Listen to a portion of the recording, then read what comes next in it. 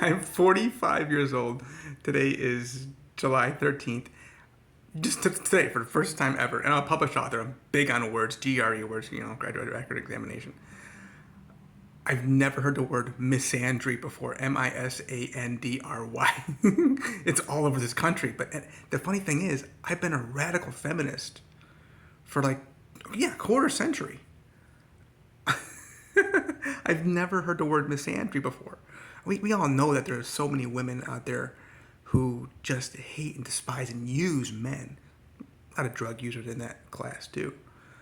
I I see how these men, and not just still to this day, but I mean, reason I want to get the restitution for and women, not just restitution, but just go all out. I mean, you don't realize what men have put women through.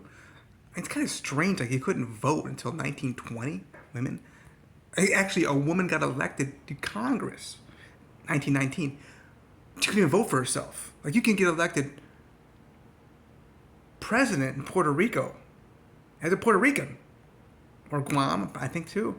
Maybe the Samoa, Micronesia. I mean, how about that be cool, right? But you can't even vote for yourself. Like how does that make sense?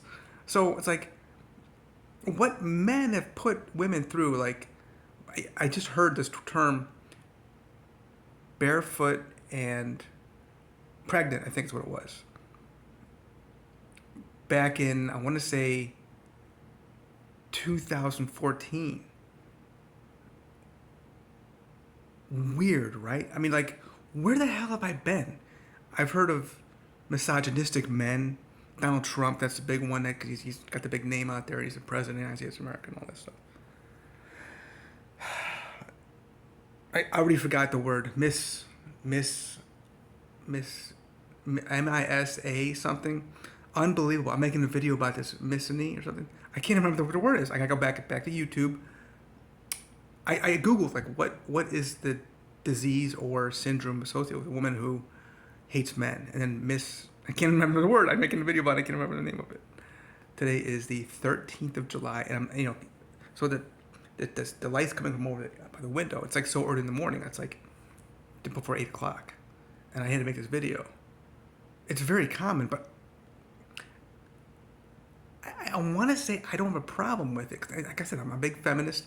And I say that all white people are guilty of being racist until proven otherwise. Malcolm X, you're a man, you are a king. Birthday, May 19th, just hit 100 years. 1925. So, yeah, I'm radically supportive of not just blacks, but, Asians, Latinos,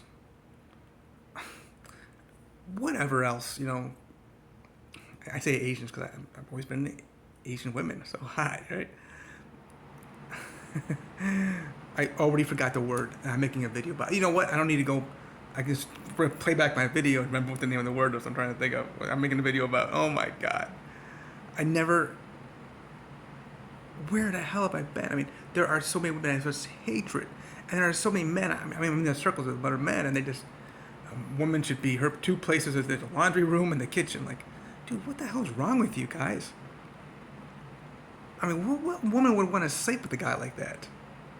Let alone go on a date with a creep like that. And the reality, there's a lot of women who are like, yeah, my place is the kitchen and the laundry room. Or, just submit and do whatever the man says.